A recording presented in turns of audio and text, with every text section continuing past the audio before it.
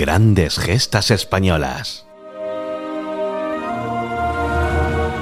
Con María Fidalgo Casares.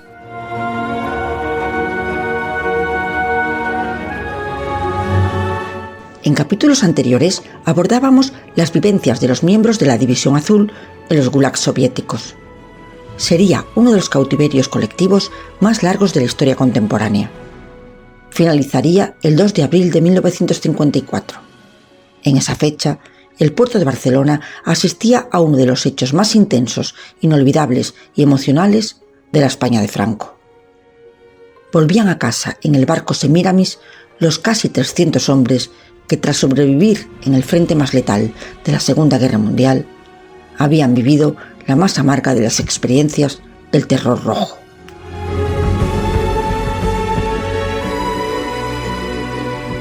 Todavía hoy sobrecogen las imágenes blanquinegras que recogen los gritos desaforados de los cautivos de la División Azul en la cubierta del desvencijado buque con nombre de Reina Babilónica. Y casi más emociona el delirio de la muchedumbre que, enfervorizada, no solo aguardaba en el muelle el retorno de los héroes, sino que llegaban a trepar para alcanzar las cubiertas y abrazarlos, llegando casi a escorar la nave. Fue impactante el saber que del gélido e infernal cautiverio no volvían solos, sino que les acompañaban 15 republicanos, pilotos de aviación, y 19 marineros, también prisioneros, por haber solicitado tanto en la Unión Soviética como en las embajadas francesa e italiana el poder volver a España. Algo que se consideró traición por parte de los soviéticos.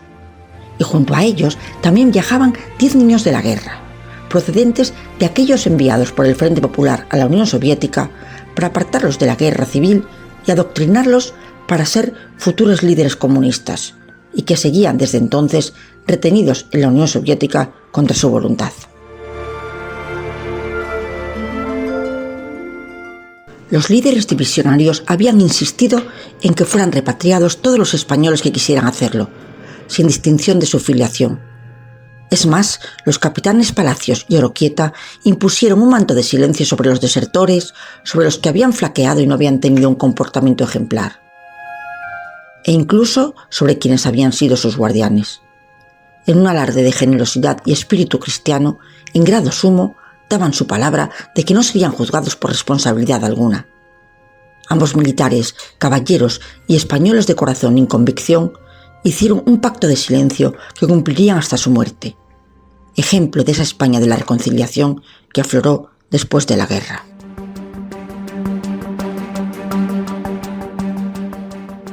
La llegada de los españoles culminaba un más que arduo proceso diplomático iniciado desde que se tuvo constancia de la existencia de los primeros prisioneros. Y fue difícil por diversos y aparentemente insalvables motivos. España y Rusia no se reconocían oficialmente como países.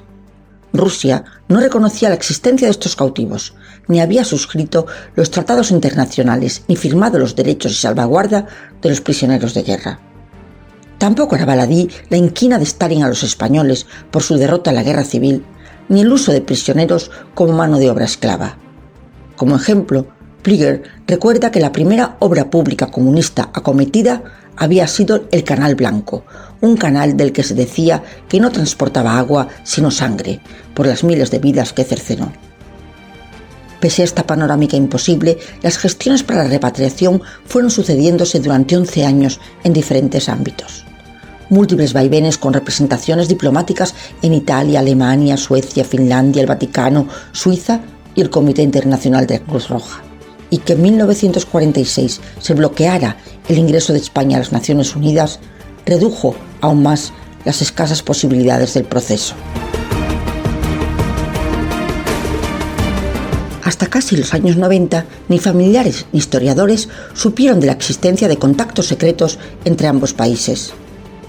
La magna obra de Francisco Torres, Cautivos en Rusia, principal fuente de estas líneas, explica que desde la Unión Soviética se ofreció un acuerdo: la compra de productos y materias primas por compañías rusas, y como muestra de buena voluntad ofrecían la liberación de los españoles.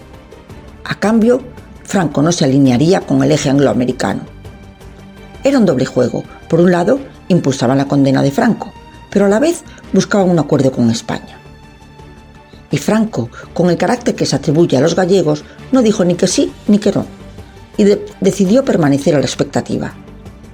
Y en Ginebra, en el año 46, se reunían diplomáticos de ambas naciones, y los soviéticos indicaban que podían empezar liberando los mandos de la División Azul, es decir, a los oficiales.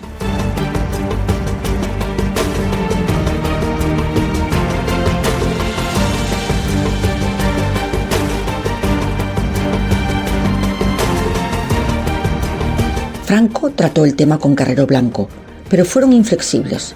Debían repatriar a todos los españoles que se encontraban en la Unión Soviética contra su voluntad.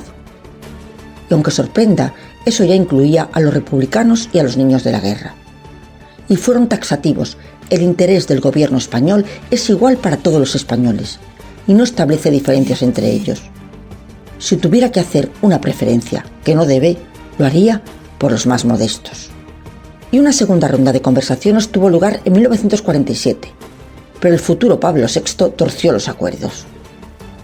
Y en 1949 se intentaría de nuevo, a través de Egipto y la compañía Shelton, donde se proponía la liberación de los cautivos vía Alejandría. Pero tampoco funcionó.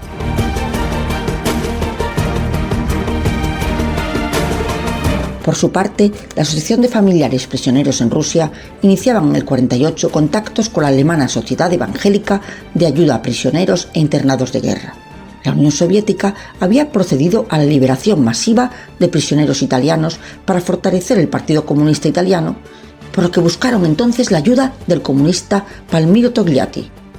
También se dirigieron a Eva Perón y a Pío XII y pidieron que Franco suavizara su propaganda anticomunista, habitual en sus discursos, pero que consideraban contraproducente para la liberación. Pero de nada sirvió. España seguía insistiendo ante el Vaticano, ante el nuevo y católico embajador británico de la Unión Soviética, David Kelly, y ordenaba a los representantes españoles en Estocolmo y Ankara que presionaran a sus gobiernos. Pero la respuesta fue demoledora. La petición fue acogida con interés, pero declinamos llevarla a cabo. Y con la apertura de la embajada argentina en Moscú, Franco escribió a Perón, quien se brindó a colaborar, pero tampoco se llegó a nada.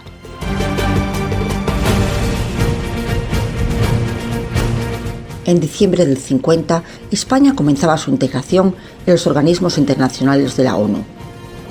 El Ministerio de Exteriores informaba entonces de los 434 nombres que tenían identificados en el Comité Internacional de la Cruz Roja. Y parecía que la repatriación solo era cuestión de tiempo, pero tampoco. Y en el año 52, los embajadores españoles en Roma, París y Londres seguían trabajando con tesón. Los familiares desesperados se dirigían a Franco, que financió en dólares un viaje a Alemania de representantes de familiares y del franciscano Miguel Oltra, que tampoco sirvió. Pero 1953 es el año crucial. El epicentro de las negociaciones se traslada a Londres y el embajador Primo de Rivera, hermano del fundador de la Falange, había iniciado exitosos contactos con el Foreign Office para la mediación de Londres. Cualquier filtración podía frustrarlo. Se decidió mantener el silencio, tanto mediático como a los familiares. Pero la impaciencia de estos iba increciendo y llegaron duras críticas al gobierno.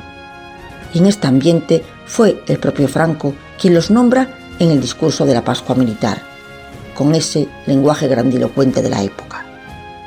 A pesar de los años de sufrimiento, mantienen enhiestos el espíritu y amor a la patria, con un patriotismo tan ejemplar y fortaleza que causa la admiración de sus propios carceleros y de los alemanes, rusos e italianos y todos cuantos excautivos han podido salir del infierno soviético. Y es que cuando alemanes e italianos fueron liberados, así lo comunicaron, suministraron incluso enviaron cartas a familiares de los divisionarios que habían conocido en el cautiverio. Pero que los españoles siguieran allí era especialmente sangrante.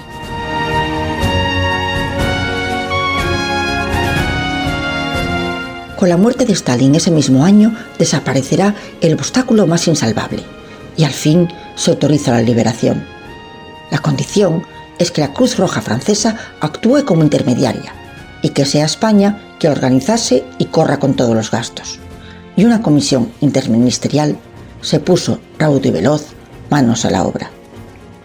Por las mismas fechas, los divisionarios van siendo trasladados en tren desde sus campos de origen y van siendo concentrados.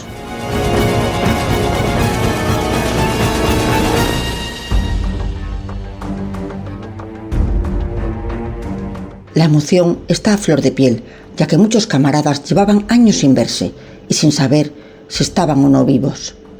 A ello se une el mal agüero de los incrédulos, porque no había sido la primera vez que como tortura psicológica les anunciaban una falsa repatriación que nunca llegó. Comenzaron también las presiones para disuadirles de su salida, argumentando que a su llegada a algunos los iban a procesar.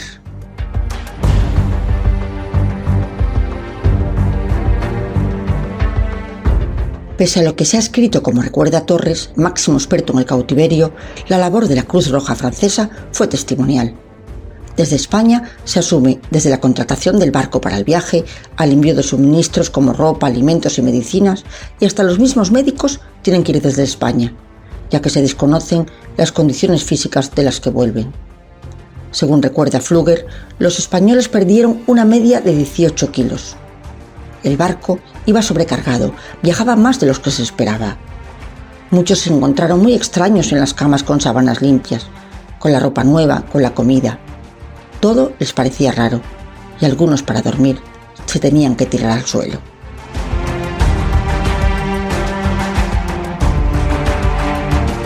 Al fin, el contingente español salía de Voroshilov-Grado, cruzaba el Dnieper y llegaba a Odessa el 26 de marzo de 1954. Allí embarcaban en el Semiramis y su capitán, Irasimos Fokasa, partía en dirección a Estambul. Como tuvieron buen tiempo, pasaron la mayor parte de la travesía a la cubierta del barco. En España iba creciendo la expectación hora a hora, hasta el punto de que en Estambul se incorporaron periodistas y representantes del gobierno español para informar de primera mano y acompañarlos el resto de la travesía. Y a bordo, una de las escenas más emocionales fue cuando oyeron por primera vez en las costas italianas Radio Nacional de España. Y navegando sobre Mallorca, las voces de sus familiares tras más de una década de silencio.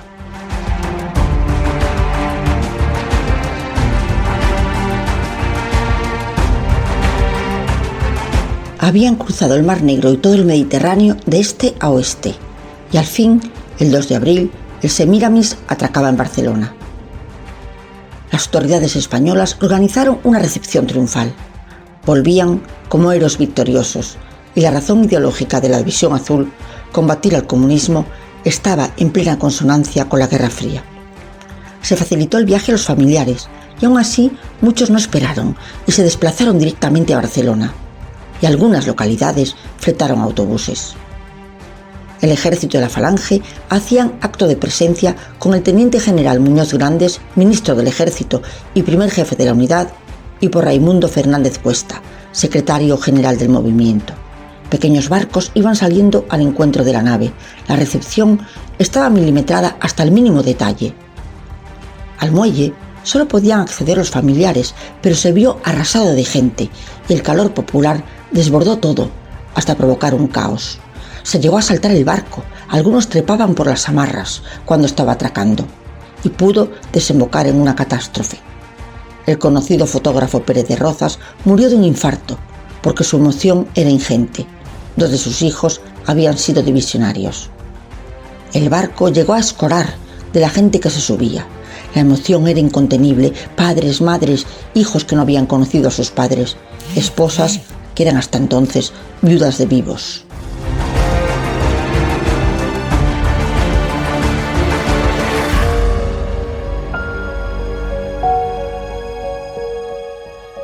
El recibimiento fue más que multitudinario. Se cerraron oficinas, comercios y todo tipo de establecimientos. Y las actividades programadas no se pudieron cumplir. Al hospital militar, donde se había habilitado un ala para que se alojaran, apenas llegaron prisioneros. Y tampoco al Te Deum de gracias de la Iglesia de la Merced. Las bolsas que les iban a entregar se quedaron abandonadas. Tal era el ímpetu de familiares, amigos y camaradas por estar con ellos y transmitirles el afecto, que rápidamente se los llevaban de allí. Era lógico, después del horror, el calor y la presencia física era primordial a todo. Y se ha cuestionado el por qué no acudió Franco. Se ha barajado desde el desprecio, a que se sentía culpable por no haberlos podido traer antes, su costumbre de evitar acontecimientos que pudieran restar protagonismo a los homenajeados, o por los problemas de seguridad derivados de su desplazamiento como jefe del Estado en semejante aglomeración. Sin embargo, sí recibió en privado a Álvarez Asensi, el militar de mayor graduación, y sí fue a Santander, a la concesión de la laureada al capitán Palacios, en acción ejemplificante por todos los combatientes que habían luchado en Rusia.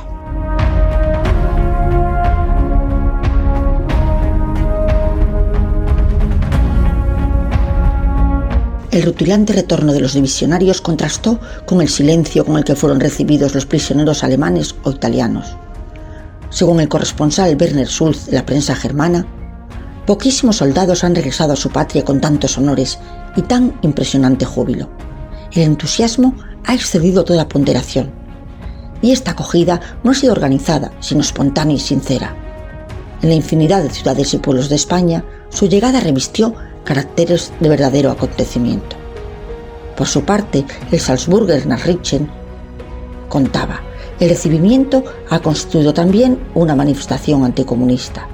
Los gritos y exclamaciones de la muchedumbre han estado impulsadas por la alegría, el sentimentalismo, el patriotismo y, sobre todo, el espíritu religioso que les impulsó a partir a Rusia. Incomprensiblemente, en Madrid no se organizó nada. Se tuvo miedo de la exaltación popular. Y es que España estaba saliendo del aislamiento internacional, y estaba bien haber luchado contra los comunistas, pero tal vez no recordar a sus compañeros de viaje. Aún así, fueron recibidos calurosamente en las casas regionales, y la Hermandad Provincial de Excombatientes se encargó de la vuelta a sus hogares. Allí la llegada volvió a ser multitudinaria, y las autoridades militares, civiles y religiosas no faltaron a los actos, arropados por multitudes que rompían el protocolo y los trasladaban a hombros a las catedrales, iglesias y ermitas, y allí se postraban ante las patronas para dar gracias por su liberación.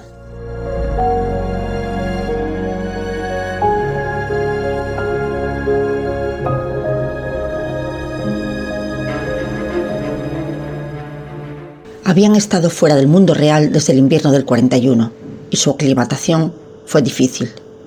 Torres recuerda que algunos habían perdido hasta la capacidad de hablar en castellano, más allá de frases cortas.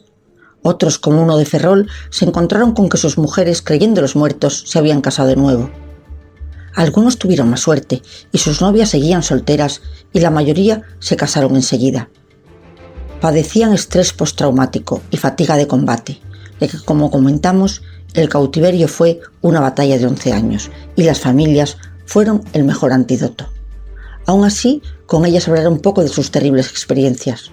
Solo lo hacían en sus reuniones periódicas en la hermandad o en hojas de papel, escribiendo las extraordinarias memorias que nos han legado.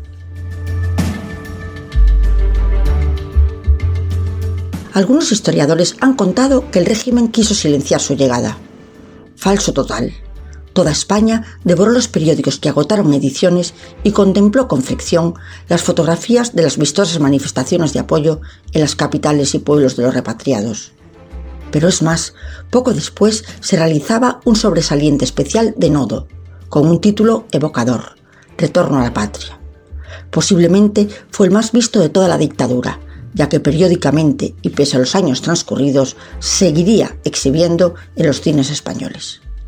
Su alto voltaje emocional hizo que haya permanecido en la memoria de todos aquellos que lo vieron entonces, y animamos a los lectores a que lo contemplen hoy.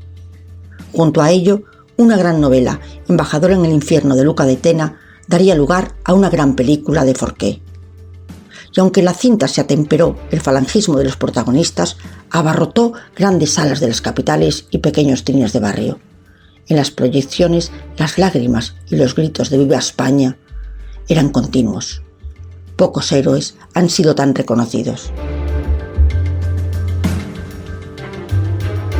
Y qué mejor que terminar con el diplomático ruso Grigori Robek, que comunicaba oficialmente que la liberación se producía con estas palabras: la actitud entera y viril de los españoles nos ha inducido a facilitar las negociaciones.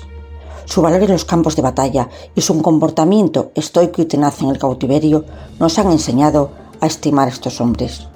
Lo humano es para nosotros un valor inapreciable. España acogió a los divisionarios como triunfadores, como lo que eran. Habían salido victoriosos de una batalla de 11 años y tras el último combate habían vuelto a la patria.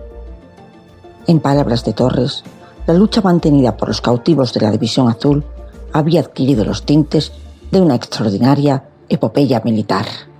Grandes gestas españolas. Con María Fidalgo Casares.